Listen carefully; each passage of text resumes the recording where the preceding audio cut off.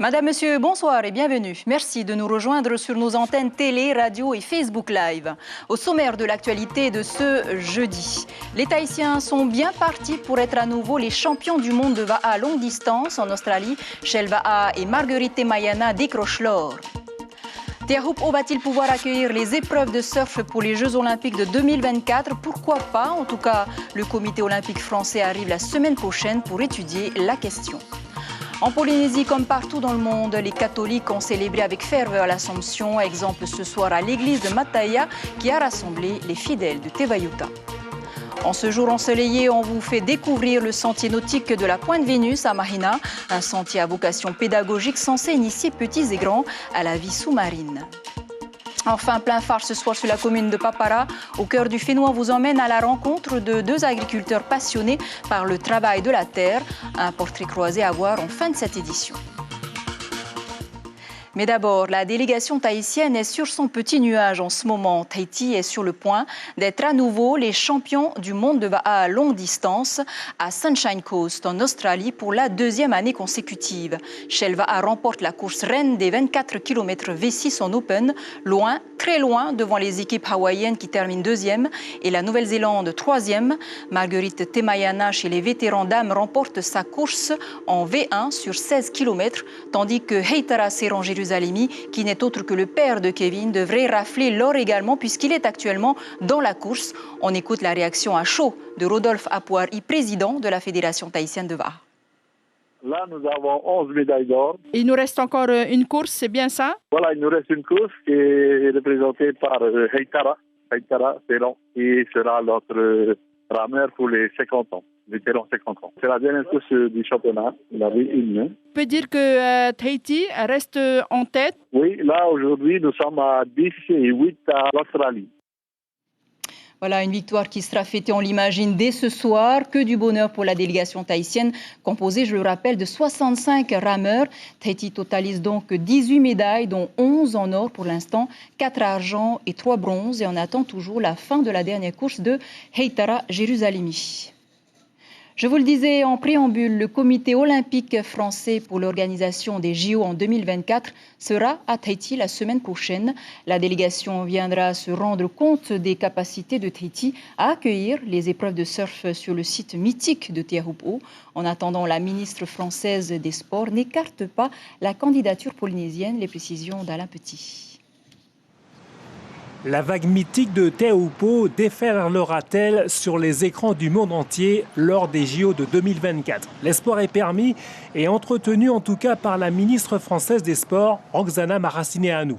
En déplacement à Lacano où se trouve un autre spot candidat pour accueillir les épreuves de surf en 2024, la ministre n'a pas écarté la candidature de Tahiti. On veut aussi que ces Jeux aient un parfum de Jeux olympiques et pas forcément d'étapes de compétition déjà existantes sur des circuits amateurs ou pros. Et puis aussi, on a aussi envie d'associer les territoires d'outre-mer à cette aventure des Jeux olympiques. Après cette déclaration, le cabinet de la ministre a aussi précisé qu'elle ne souhaitait pas intervenir dans le processus de sélection, laissant donc au comité organisateur des Jeux Olympiques, le COJO, le choix final. Il faut dire qu'avec Tahiti, 5 sites ont fait acte de candidature. Celui de la Torche au Finistère, Lacano-Bordeaux, Biarritz et une candidature landaise, Hossegor, Cap-Breton, Seignos. Ils ont jusqu'au 30 septembre pour présenter leur dossier. Mais déjà la semaine prochaine, une délégation du comité olympique sera au Fénois. Cette délégation sera-t-elle séduite par la lèvre exceptionnelle de la vague de Teahup'o? Le choix du site olympique de surf doit être annoncé au premier semestre 2020. On reste au PK0 avec les prémices de la Tahiti Pro qui débute demain ou samedi selon les conditions météo avec les trials sur le spot de Teahup'o. Les organisateurs et compétiteurs sont sur le qui-vive, surtout que la houle est au rendez-vous. Michel Bourrez, qui connaît bien le spot de Teahup'o, nous donne ses impressions avant le début de la compétition. On l'écoute au micro de Suliane Favnek et Héa Ibruni. Pour un jeune qui va là-bas, s'il lance le jour de Towin, il faut être sûr d'y aller. Hein. Voilà. Il ne faut pas aller essayer de prouver quoi que ce soit aux autres. Non, c'est à soi-même. Si tu es prêt, tu y vas. Si tu n'es pas prêt, il ne faut pas avoir honte de ne pas y aller. Voilà, et les trials sont à suivre en direct Facebook Live sur Polynésie, la première. Du social, en bref, une menace de grève plane à la subdivision territoriale de la direction de l'équipement. Un préavis de grève a été déposé à la direction du service par l'intersyndicale CSTPFO, CSIP, O'Oit-Orima, Otei et SATEP. Si aucun accord n'est trouvé d'ici mercredi prochain, eh bien la grève sera effective jeudi pour une durée illimitée. Et puis cette triste nouvelle du côté de Papeto Ayam, Oria, le jeune Augustin Taehao qui avait disparu depuis vendredi dernier du domicile familial a été retrouvé sans vie ce matin. La famille qui avait lancé un appel à la population pour tenter de le retrouver est effondrée. La dépouille mortelle du jeune homme de 27 ans est exposée à l'église Saint-Joseph de Paupau pour la veillée. Il sera enterré vendredi à 15h au cimetière de Paupau. Le personnel de Polynésie la première adresse ses sincères condoléances à la famille. L'heure n'était pas au recueillement chez les catholiques, mais à la célébration ce jeudi 15 août. L'Assomption de Marie, la mère du Christ, est une fête populaire chez les chrétiens. Comme chaque année, l'église de Mataya avait fait le plein en présence de Monseigneur Contenso. Thierry Stamfleur, Christian Dezo. Marie tient une grande place dans le cœur des chrétiens. Le 15 août, les catholiques commémorent la montée au ciel de celle qui est, selon les croyants, la mère du Christ. Très fêtée aujourd'hui dans le monde orthodoxe et catholique, le 15 août, appelé l'Assomption de la Vierge Marie, n'était pourtant pas mentionné par les pères de l'Église. Elle commence seulement à être célébrée plus de 5 siècles après la mort du Christ. Les autorités catholiques pensent que le culte de Marie a une résonance particulière en Polynésie. Ici en Polynésie, on connaît le lien très fort qui unit la mère et l'enfant. Et donc aujourd'hui, on dit que même la mort n'a pas pu séparer Marie de son fils. Et donc, on célèbre le 15 août ce qu'on appelle l'Assomption, c'est-à-dire c'est le moment où Marie, avec son corps et son âme, rejoint son fils dans ce monde, dans cette éternité que Dieu destine à tous les humains à partir du moment où ils sont capables d'aimer.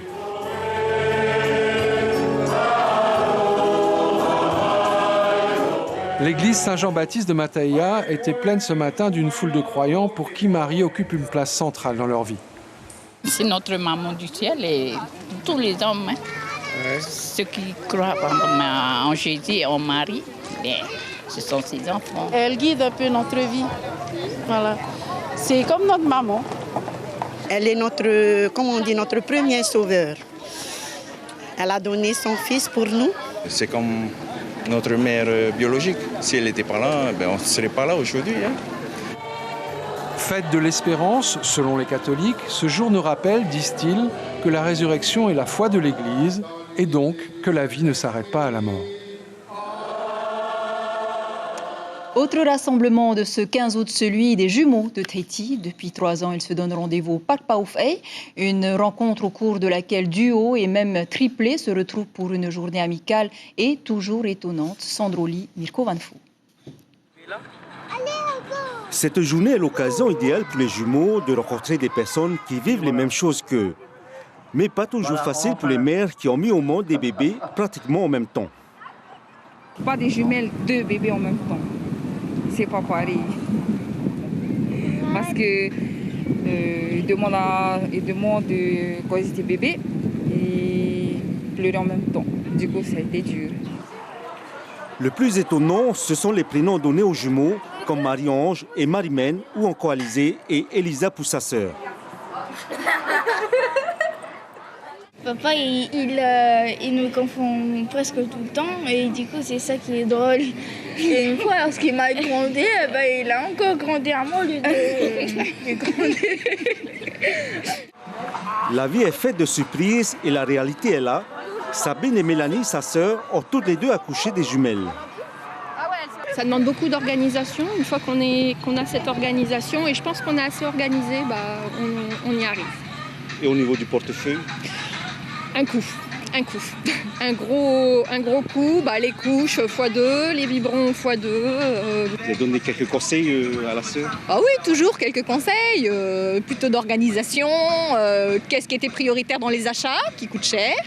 Et puis après, on s'y fait, c'est une routine.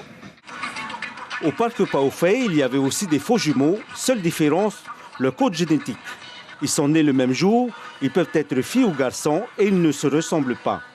Comme ces deux sœurs, Leila, la plus dynamique, et Stéphanie, la plus sage.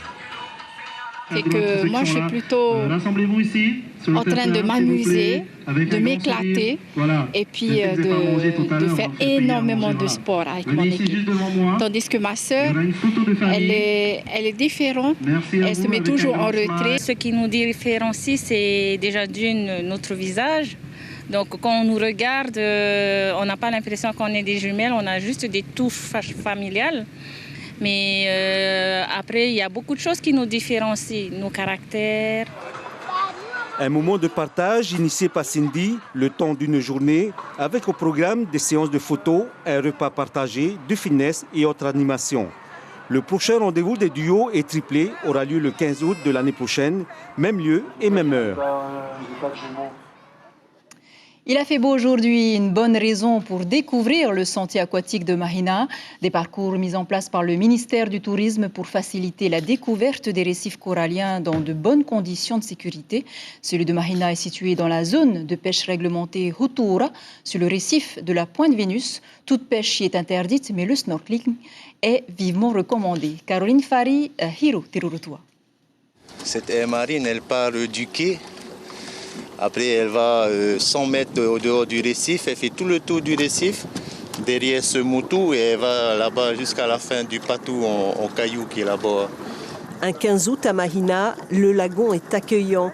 Pourtant, les baigneurs sont rares. Certains découvrent tout juste le sentier aquatique. On est venu se balader à la Pointe de Vénus et on découvre. Vous découvrez, vous saviez qu'il y a un sentier aquatique?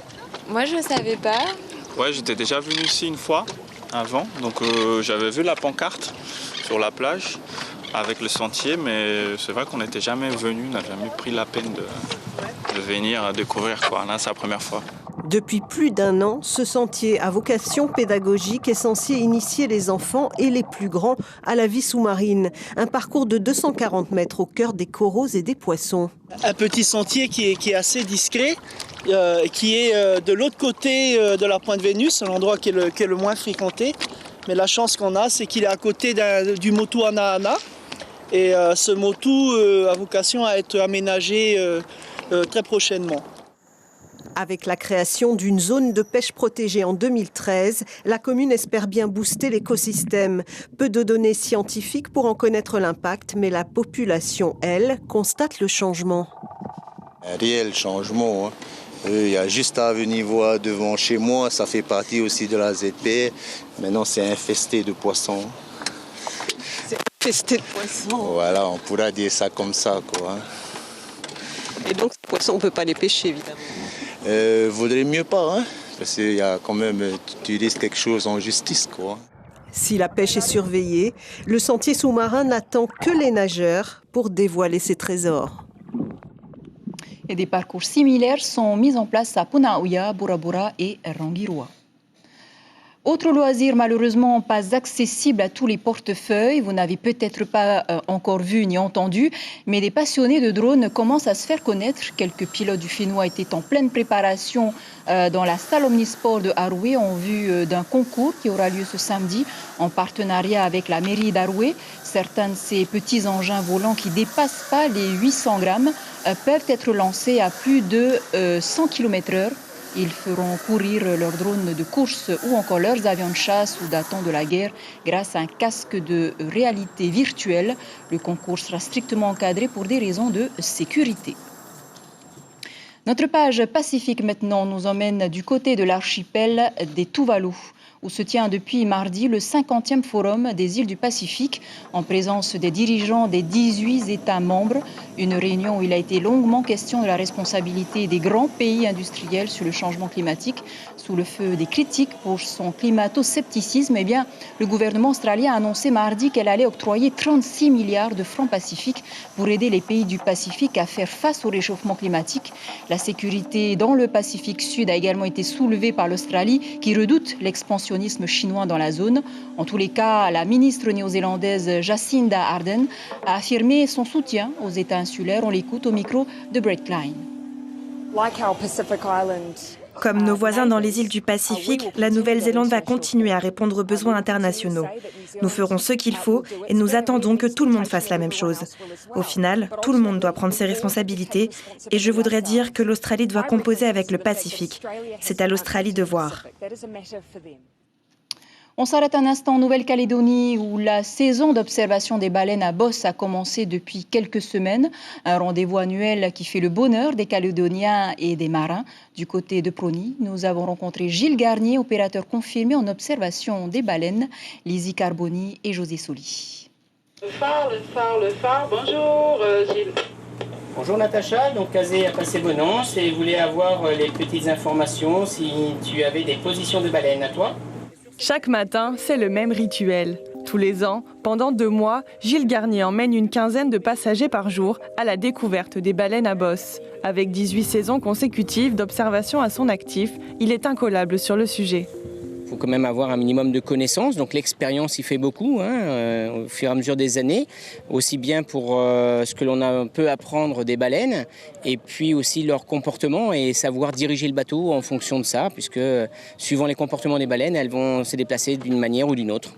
Depuis les années 2000, il navigue dans le lagon calédonien à bord de Kazé, son fidèle catamaran. Ce papa de 2 enfants passe 180 jours par an en mer. Le pied marin, il l'a depuis tout petit.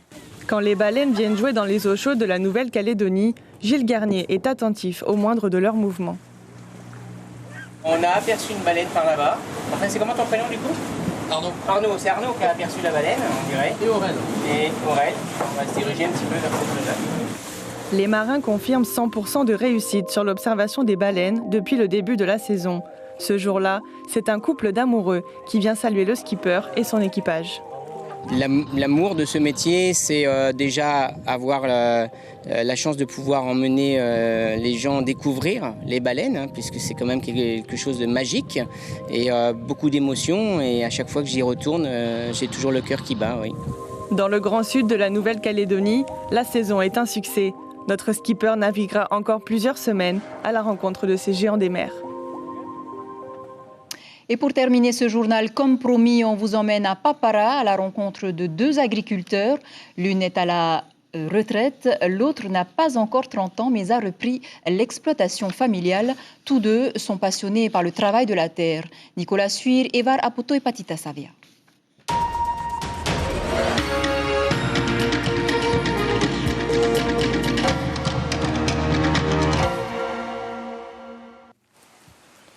Cela fait 12 ans que Maria, 70 ans, cultive la vanille chez elle à Papara.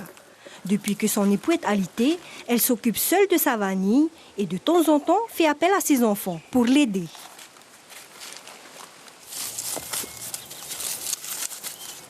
Ce n'est pas un travail simple. C'est fatigant, mais il faut gérer sa fatigue. Quand c'est trop, tu te reposes, sinon la tension monte. L'agriculture, Maria et son époux y ont donné 30 ans de leur vie sur cette terre domaniale. Enseignante puis secrétaire à la dépêche et aujourd'hui à la retraite, elle s'y consacre entièrement. La vanille, c'est ce qui permet d'aider la famille. Tu ne deviens pas millionnaire, mais financièrement, la vanille, ça aide beaucoup. Alors pour l'entretenir, Maria s'en occupe comme des enfants. Je mets de la fiente de poule. Sinon, je fais du compost à base de feuilles d'arbres que j'ai plantées et que je laisse reposer dans les grands fûts. Je parle beaucoup à ma vanille. Je leur dis de ne pas m'abandonner. Ne laissez pas votre maman. Et quand je reviens, elles sont encore plus belles.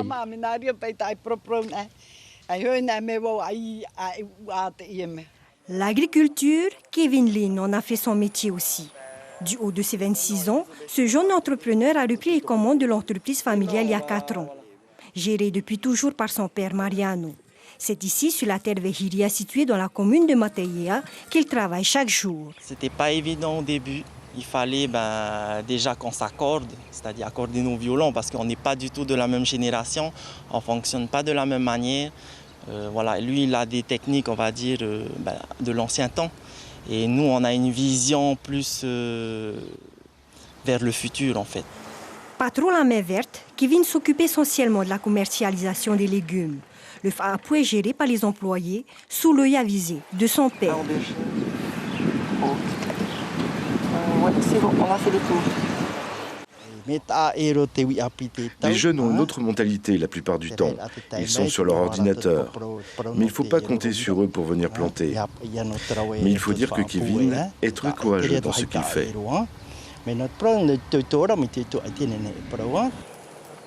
Deux modes de travail différents. Maria, elle, préfère la culture des anciens. Kevin, lui, en a fait des machines, ses outils. Mais au final, l'amour et la passion pour la terre sont ce qui relie ces agriculteurs courageux. Voilà un très bel exemple. Demain en radio, l'invité café de votre matinale sera Marina Demoy-Schneider. La vice-présidente de la formation et de la vie universitaire à l'UPF abordera la question des filières et des futures inscriptions. Je vous rappelle l'info principale de cette édition. Marguerite Temayana et Shelva décrochent 2 nouvelles médailles d'or pour Tahiti. Tahiti qui est bien parti pour remporter à nouveau ces championnats du monde à marathon avec un total de 18 médailles pour l'instant, dont 11 médailles d'or, 4 argent et 3 bronzes. Il reste encore la course de Heitara Serangi-Jérusalemi chez les vétérans pour compléter le tableau des Tahitiens. Voilà pour l'essentiel de l'actualité. Merci aux téléspectateurs et internautes de nous rester fidèles. Aux commandes de vos journaux du week-end, Vito Tapao et Ayeta Tarhau.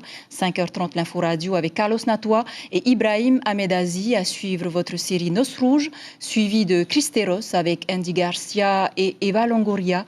Excellent début de week-end à vous. Très belle nuit sur la première.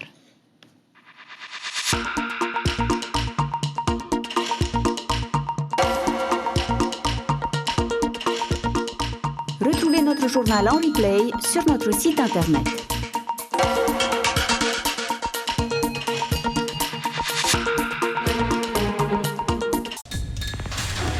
L'information en continu sur Polynésie la première, Internet et réseaux sociaux.